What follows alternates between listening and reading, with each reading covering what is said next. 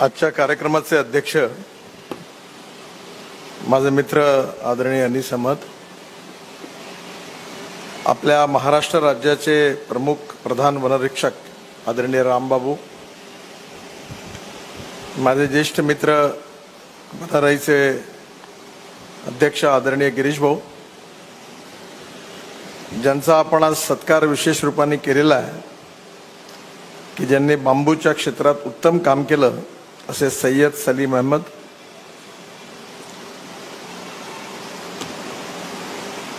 उपस्थित सर्व मान्यवर बांधवांना आणि बहिणींनो, बांबूचं उद्यान अमरावतीमध्ये अतिशय सुंदर असं आणि देशात पहिलंच उद्यान सय्यद सलीम अहमद यांनी त्या ठिकाणी तयार केलं आणि आज या क्षेत्रामध्ये सातत्याने त्यांनी इतके वर्ष कार्य केलं. या त्यांच्या कार्याला रिकग्नाइज करण्याकरता त्यांना आपण आज स्वर्गीय उत्तमराव पाटील यांच्या स्मृतिप्रित्यर्थ असणारा हा पुरस्कार दिलेला आहे. सर्वप्रथम मी सय्यद सलीम अहमद यांचं मनापासून अभिनंदन करतो आणि त्यांना खूप खूप शुभेच्छा देतो. बांबूच्या क्षेत्रामध्ये जेवढं काम व्हायला पाहिजे त्याचं 5-10% काम अजूनपर्यंत काही होऊ शकलं नाही. जसं सय्यद सलीम अहमद चायनात गेले तसं मी पण चीनमध्ये गेलो होतो आणि त्यावेळी मी त्यांनी जे सांगितलं त्या सगळ्या ठिकाणी गेलो होतो. चीनमध्ये बांबूची जी इकॉनॉमी आहे ती 50,000 कोटी रुपयाची आहे आणि आपल्या देशामध्ये ती आज त्याची स्थिती खरं म्हणजे जशी पाहिजे तशी नाही आहे. आपल्याला पर्यावरणाचं संवर्धनही केलं पाहिजे आणि ग्रामीण भागातली गरिबी, भूकमरी आणि बेरोजगारी पण हटवली पाहिजे. मी धापेवाड्याला माझं घर बांधलंय शेतात, त्याच्या बाजूला बांबूची झाडं लावली कारण बांबूमुळे ऑक्सिजन मिळतो. पर्यावरणाच्या दृष्टीने बांबू अतिशय महत्वाचा आहे. पण कायदे असे तयार झाले की ज्याच्यामधून अनेक वेळा वन संवर्धन होण्याच्या ऐवजी लोक वन लावायला तयार नाही अशी स्थिती आहे. परवा आमचा एक मीटिंग झाली मोठी, तर आम्ही प्रकाश जावडेकरांना एन्व्हायरमेंट आणि फॉरेस्टला सांगितलं की आम्ही रोडसाठी जागा ॲक्वायर्ड करतो, तर ती आता पहिले 4 लेन करतो आणि मग नंतर ट्रॅफिक वाढल्यावर 6 लेन किंवा 8 लेन करतो. तर मी आमच्या अधिकाऱ्यांना सांगितलं की इथे झाडं लावा, बांबू लावा, आग्रह केला. ते म्हणे साहेब या भानगडीत पडू नका, म्हणले झाडं नका लावू म्हणे. मी म्हणलं काय झालं? म्हणजे फॉरेस्टवाले येतात आणि याला फॉरेस्ट डिक्लेअर करून देते, म्हणजे त्याच्यामुळे पुढे रस्ताच नाही रुंदीकरण करता येईल. त्याच्यामुळे अशा अनेक अडचणी ज्या आहेत, ज्या फॉरेस्ट विभागाच्याच कायद्यामुळे ना पर्यावरण वाढून आला ना रोजगार निर्माण होऊन आला, अशा प्रकारचा कायदा झाला. कारण कुठल्याही गोष्टीतला एक्सेंट्रिक विचार हा उपयोगाचा नाही आहे. मला आठवतंय की ज्यावेळी बांबू काटण्याबद्दल मोठा वाद देशात सुरू होता, सुधीर मुनगंटीवारही एकदम दिल्लीत माझ्याकडे आले होते आणि आपले त्यांचे त्यावेळेचे सेक्रेटरी हाके ना काय नाव खारगे, फार चांगले अधिकारी आहेत. महाराष्ट्रातल्या बोटावर मोजण्या इतक्या चांगल्या अधिकाऱ्यापैकी एक अधिकारी आहेत. खारगे साहेब आले आणि मी त्यांना म्हटलं की तुम्ही बांबू कापण्याकरता टिपी का लागते? मी म्हटलं बांबू कायद्यामध्ये ग्रास आहे, ट्री नाही आहे आणि तुमचाच कायदा म्हणतो की ग्रास कापायला काही हरकत नाही आहे, मग तुम्ही टिपी का मागता? मग खारगेंनी माझ्या दबावाखाली काही स्पेसिसच्या टिपी काढून टाकल्या, काही ठेवल्या. मी पुन्हा म्हटलं तुम्ही गैरकायदेशीर काम करून आले आणि मी केंद्रामध्ये प्रधानमंत्र्यांनी सांगितलं, माझ्या अध्यक्ष कमिटी झाल्यावर मी फॉरेस्ट अधिकाऱ्यांना प्रधानमंत्र्यांसमोरच विचारलं की तुम्ही मला फक्त कायदेशीर बात सांगा. म्हटलं की बांबू ही झाड आहे, ट्री आहे की ग्रास आहे? म्हणजे ग्रास. मग तुमच्या कायद्यामध्ये तुम्ही गेल्या 50 वर्षापासून तुम्ही रेटून राहिले, टीपी घ्यायला लावता. हे कायदेशीर आहे की गैरकायदेशीर आहे? तुम्ही हे करता योग्य आहे की अयोग्य आहे? जर बांबू ग्रास आहे तर त्याला टीपी घ्यायची गरज काय? त्यामुळे तुम्ही म्हणता ते बरोबर आहे.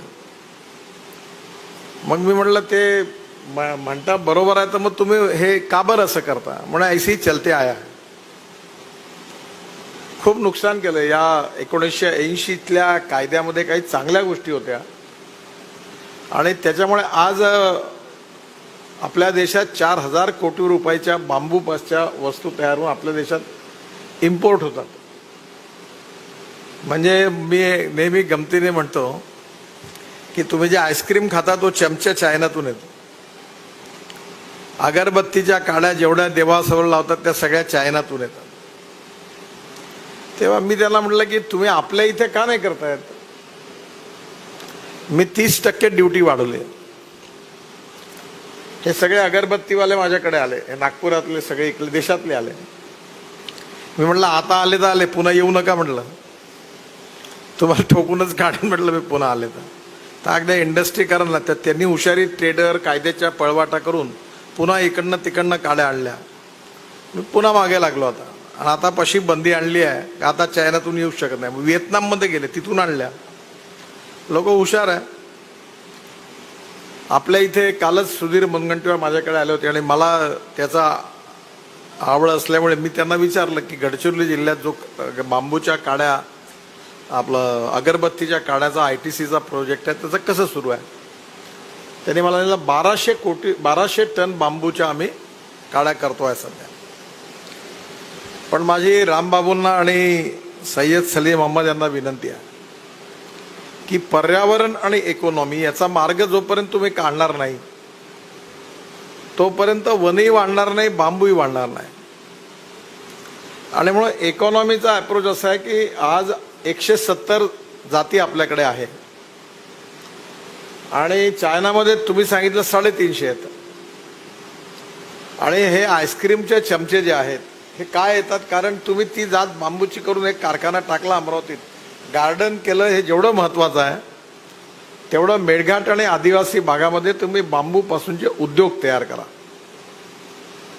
बांबूपासून साडी तयार होते. हे जे पंजाबी ड्रेस घातला यांनी सगळ्यांनी, कपडे चांगले तयार होतात. अंडरपॅन्ट बनियन छान तयार झाली, इतकी सुंदर आहे. जर्सी आहे आणि मी ती जर्सी आमच्या सेक्रेटरीला दिली MSMEच्या. तो असा 4 वेळा ते बघत होते, सिल्क सारखी होती. बांबूपासून आचार तयार होतो, लोणचं तयार होतं. बांबूपासून वुडन टाईल्स, बांबूच्या टाईल्स तयार होतात आणि बांबूचं फर्निचर तयार होतं, ज्याचा आम्ही उल्लेख केला. सिंधुदुर्ग जिल्ह्यामध्ये टाटानी मदत करून फर्निचर बनवलं आहे. आणि माझ्याकडे तुम्ही दिल्लीत आले, आता यावेळी येऊन 2 सोफा सेट ठेवले आहे ऑफिसमध्ये, ट्रान्सपोर्ट भवनमध्ये. ते दोन्ही बांबूपासून बनलेले आहे. ते सिंधुदुर्ग जिल्ह्यात त्यांनी तयार केलं आहे. फार सुंदर फर्निचर आहे त्याचं. आम्ही इथे सुनील जोशींनी मिळून आम्ही ते वेदातर्फे बरंच काम केलं, पण जी क्वालिटी आहे ती नाही मिळाली. आता तुम्ही जे केलं बांबूच्या वस्तू या चांगल्या आहेत, पण याच्यामध्ये पण स्पेशलायझेशन आहे, डिझायनिंग आहे. हे प्रॉडक्ट जे आहे हे काय आहे की हे जसं ते आपल्याकडे खोकला झाला की आपण म्हणतो ना ते लेंडी पिपरी घेर सदा बरोबर, ही वानर वैद्यकी झाली. प्रॉडक्ट डिझायनिंग म्हणजे आर्किटेक्ट्स बोलवून त्याच्यातून डिझायनिंग करून ते किती चांगले तयार होऊ शकतात ते चायनातून तुम्ही पाहिले, मी पण पाहिले. आपलं बियॉन्ड इमॅजिनेशन आहे. आता सिंधुदुर्ग जिल्ह्यामध्ये जे आहे ते वेगळं आहे. आपण नागपूरला प्रत्येक महापालिकेच्या गार्डनमध्ये बांबूचे सभागृह बांधले, मी आग्रह करून करायला लावले, पण महानगरपालिकेने त्याचे पैसे देतात तर त्या संस्थांना एवढा वेळ लावला की त्या बंद पडल्या. म्हणजे शेवटी मी म्हणणं बंद केलं का बांबूचं गार्डन लावा म्हणून. तर बांबूच्या याच्यामध्ये एवढा मोठा उपयोग आहे, त्यामुळे आपल्या इथे इकॉनॉमी नाही आहे. म्हणून माझी रामबाबूंना आणि यांना विनंती आहे की याचा कमर्शियल इकॉनॉमी डेव्हलप करणं याला प्राधान्य द्या. मग आपोआप लावतात बांबू. पैसा दिसला का लोकांना काही सांगायची गरज नाही. आता एक चंद्रपूर गडचिरोली जिल्ह्यातल्या साहेबही तिथे काम केलं आहे. ऊसाचा पर टन भाव हा 2700 रुपये आपल्याकडे, मॅक्झिमम 3000. आणि बांबूचा पर टन भाव बल्लारपूर पेपर मिल 5000 रुपये टनांनी घ्यायला तयार आहे. कमीत कमी 6000 देतील पोचून. समजा 200-400 रुपये टाका. सगळ्या आदिवासींना एक एक ट्रॅक्टर दिलं, 2 ट्राल्या दिल्या आणि त्यांनी बांबू पोचवला तर सगळे करोडोपती लोकपती होतील. पण त्याला येऊ देत नव्हते तुम्ही. म्हणजे बांबूचा का झाडाला हात नव्हता लावते तसा याचा कायदा होता. म्हणून मी या डिपार्टमेंटवर भडकलो की तुम्ही म्हणजे झाडही वाढवत नाही आणि इकॉनॉमी नाही, त्यामुळे लोक आत्महत्या करून राहिले, गरीब आहे. आज सगळं सरप्लस आहे आपल्याकडे. बांबूपासून वीज तयार होऊ शकते, बांबूपासून चारकोल तयार होऊ शकतो, बांबूपासून इथेनॉल तयार होऊ शकतं, बांबूपासून विमानाचं इंधन तयार होऊ शकतं. आता निरीला प्रोजेक्ट दिला आहे की बांबूपासून विमानाचं इंधन, बांबूपासून मरीन फ्युएल, जहाजाचं इंधन, हे सगळं होऊ शकतं. साड्या सुंदर आहेत पण त्या स्पेसिस पाहिजे. आमचा प्रॉब्लेम असा आहे रामबाबू, तो तुम्ही सोडून द्या, की आमच्या नागपूरच्या आईस्क्रीम पार्लरमध्ये जो चमचा आहे, चमच्याची तर खरं म्हणजे आमच्या देशात काही चमच्याची कमी नाही. सगळ्यात जास्त चमचे तर आपल्या देशातच आहे. पण तरी देखील चायनातून चमचे आयात करायची गरज काय? ते हे सध्या चमचे पूर्ण तिकडनं येतात. मी MSMEचा मंत्री आहे, जबाबदारीने सांगतो.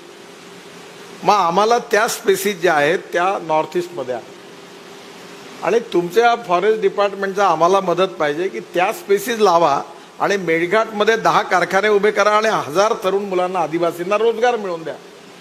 आणि बांबू काही कापला की जात नाही, की तो ग्रास आहे, पुन्हा येतो. मी ज्याची वकिली करतो, भीमा बांबू, तो एका एकरमध्ये 2 वर्षांतर 200 टन होतो.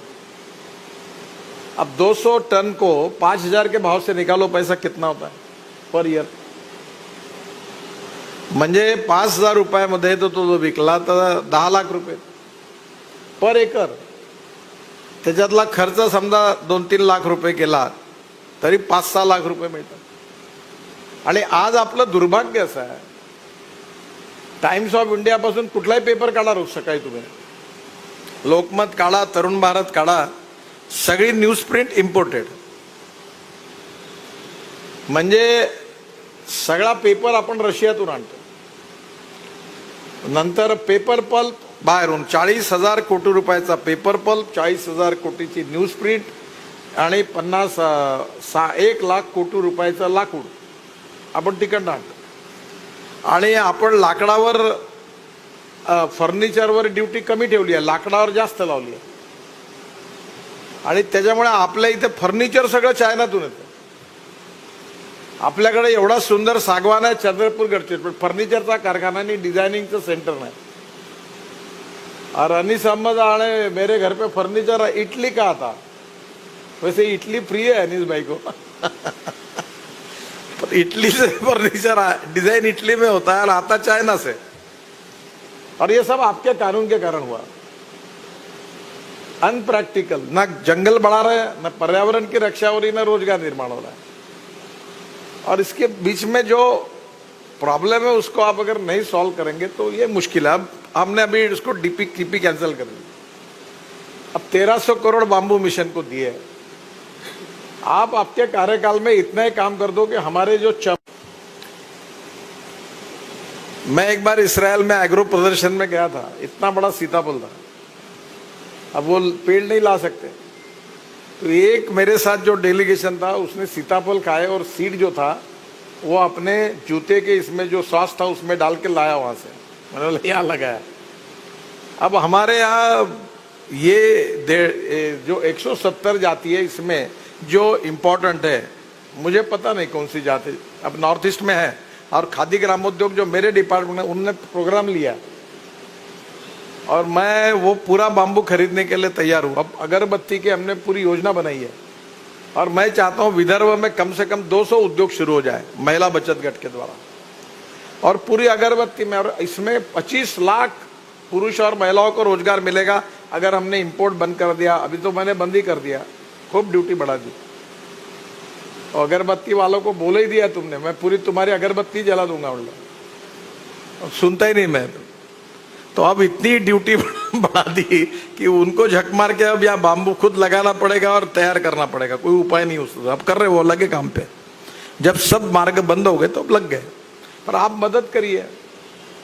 अब जो आईटीसी का गढ़चिरौली में प्रोजेक्ट है, रेड्डी साहब जब थे तो वो प्रोजेक्ट लाने में मैंने बहुत मेहनत की थी। अब वो अच्छा चल रहा है और मशीन भी ताइवान में आती है। तो अभी वो मशीन अहमदाबाद में बनाने का तय किया है, पूरा made in India, make in India. और बाम्बू की स्पेसीज जो है वो आप नॉर्थ ईस्ट से ला सकते हैं। मुझे पता नहीं, आपने जो 170 स्पेसीज कही है वो चाइना बॉर्डर और नॉर्थ ईस्ट नजदीक होने के कारण शायद नॉर्थ ईस्ट के कुछ और स्पेसीज आती है क्या देखो, नहीं तो चाइना से लाना चाहिए स्पेसीज। और बाम्बू का पल्प, कॉटन, लेनिन और सिल्क तीनों मिक्स करके ऐसे अलग अलग, मैंने खुद मॉडल्स, लड़कियां इंदौर में क्या बोलते हैं उसको, वो चलती है उसके ऊपर रैंप पर बाम्बू के कपड़े पहनकर उसका मैंने ये किया था। और वो कपड़े उनके इतने सुंदर थे। साड़ियां सुंदर बनती है, सिल्क से भी अच्छी है। अब हमारे यहाँ इसका विकास नहीं हुआ और इसका केवल कारण फॉरेस्ट वालों ने अभी तक बाम्बू तोड़ने नहीं दिया, गलत काम किया, इलीगल काम किया कि बाम्बू ये ट्री है तोड़ो मत, रोका। किसान अभी हम मेरे खेत में मैं प्रचार कर रहा हूँ तो किसान बोलते हैं मैं लगाऊंगा बाम्बू और फिर तोड़ने का टाइम है तो फॉरेस्ट वाला बोलेगा मत तोड़ो, तो मैं क्यों लगाऊं? तो पर्यावरण कहाँ से बढ़ेगा? अच्छा, बाम्बू हर साल गरा से फिर आ जाएगा।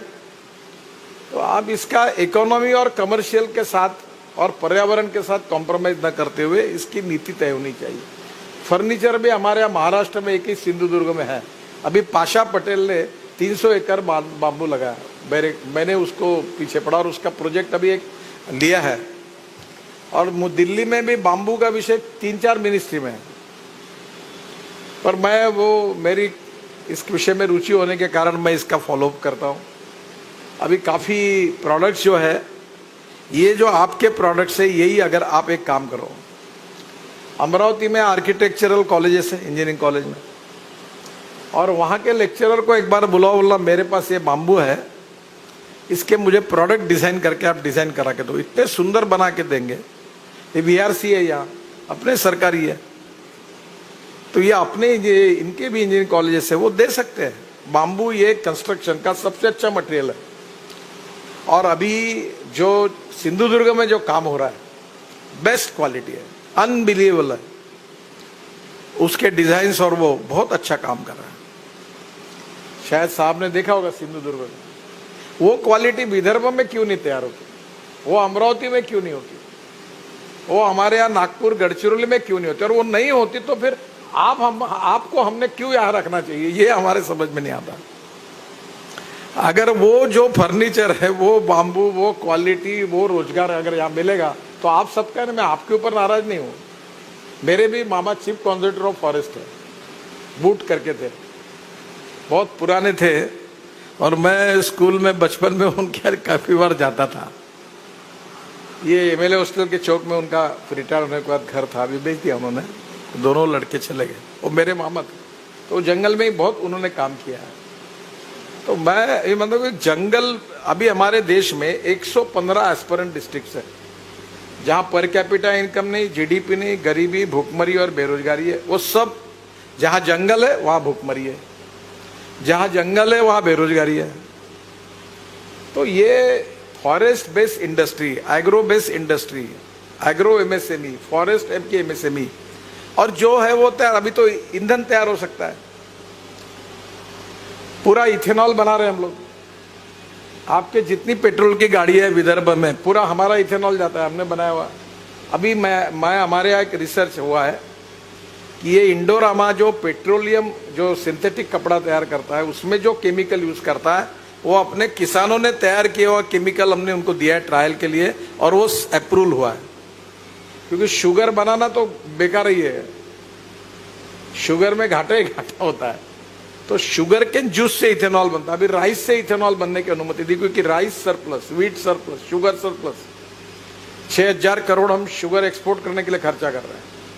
अब राइस की हालत ऐसी है कि वो वडेट्टीवार आए थे मेरे घर पर, 28 लाख टन राइस का पैडी गढ़चिरौली में खरीद की गई, रखने के लिए जगह नहीं। अब हमने बहुत बड़े प्रमाण पर रेशनिंग दुकान से गरीबों को बांट दी, तो भी गोडाउन में जगह नहीं। अब इसमें किसानों को कोई दूसरा क्रॉप जो उनको इनकम दे सकता है, उसमें बांबू है। इसलिए बांबू लगने से पर्यावरण की भी रक्षा होगी, किसानों का भी उत्पादन बढ़ेगा, उद्योग भी शुरू होंगे।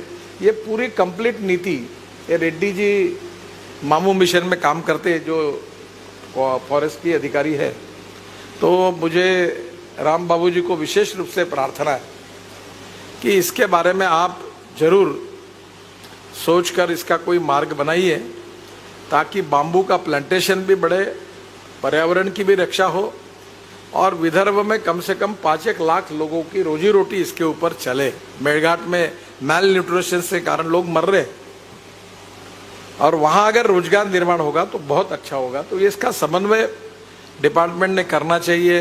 जैसे आईटीसी ने अगरबत्ती का कारखाना गढ़चिरौली में खोला है, अब ऐसे कम से कम 101 कारखाने खुल सकते हैं, इतनी रिक्वायरमेंट है।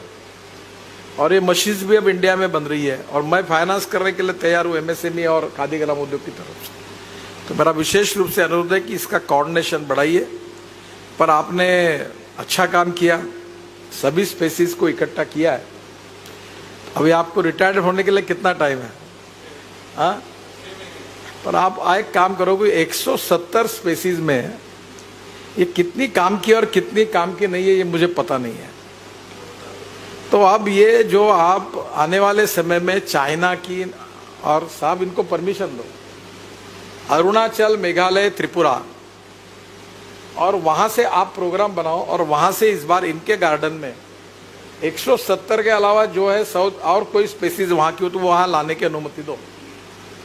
ये अगर स्पेसीज 170 की जिस दिन आप 350 करोगे, चाइना की हर स्पेसी यहाँ आएगी, और हमारे यहाँ हर स्पेसी जंगल में जगेगी, और बांबू के ऊपर कपड़े से लेकर फर्नीचर तक, इथेनॉल से लेकर मरीन फ्यूल और एविएशन फ्यूल तक, जो जितनी क्रांति है, 50,000 करोड़ की इकोनॉमी हमारे देश में बनेगी, और जंगल में रहने वाले लाखों आदिवासियों को उनके जीवन का पूरी परिस्थिति बदल जाएगी। तो पूरे मिशन को उपयोग में आया ऐसा होगा, और कोई पर्यावरण के साथ कॉम्प्रोमाइज न करते हुए।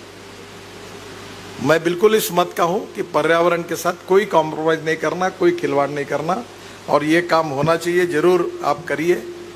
मैं आपके कार्य के लिए जो किया है उसके लिए भी शुभेच्छा देता हूं, और आगे ये हो सका तो वर्ल्ड की जितनी स्पेसीज है उतनी वाला लाइए। और टाटा ट्रस्ट इसमें अच्छा काम कर रहा है। अगर आपको जरूरत पड़ेगी तो टाटा ट्रस्ट को प्रपोजल दो कि वर्ल्ड की सर स्पेसीज लगेगी। ये सरकार में बहुत बेकार है, ये भेजेंगे फाइनेंस, प्लानिंग, हर आदमी खुटी मारेगा वो प्रपोजल होने में तकलीफ होगी।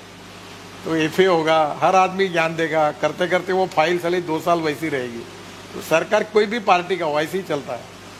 तो आप टाटा ट्रस्ट को प्रपोजल दो, साहब की सलाह से मैं बोलूंगा उनको, और ये 170 के 350 स्पेसीज वाला हो। अगर ये स्पेसीज अगर आ गई, और उसमें से जो इंडस्ट्रियल यूज के लिए वो भी आ गई, तो अमरावती एक अकेला अभी बल्लारपुर पेपर मिल के कारण गढ़चिरौली, चंद्रपुर जिले की इकोनॉमी बदल सकती है। और वो लकड़ी कहाँ से ला रहा है? वो ला रहा आंध्र से, तेलंगाना से, और फॉरेन से पेपर पल्प इंपोर्ट कर रहा है, और वहां बांबू पड़ा है गढ़चिरौली में, और अभी वो भी तोड़ने का कोई ये नहीं, न तेंदू पत्ता भी टूट रहा, न बांबू भी टूट रहा, जंगल में वैसे ही सड़ रहा, और लोगों को रोजगार भी नहीं, और नहीं मिलते लोग फिर वो नक्सलवादी उसका फायदा उठाते हैं। ये जो नीतियां मुंबई में बैठकर जो अपने ऑफिस में बनाते या प्रैक्टिकल, उनको शायद इसका पता है नहीं है, मुझे मालूम नहीं। तो एक बार ये आप करके लाइए। हमारे विदर्भ में महाराष्ट्र का 80% फॉरेस्ट है। आप कम से कम, आप चीफ कॉन्जर्वेटर है, नागपुर में आपका ऑफिस है, आपको अधिकार है, आप हमारे यहाँ चंद्रपुर और अमरावती, ये 2 जिलों में बांबू की इकोनॉमी बना कर दीजिए।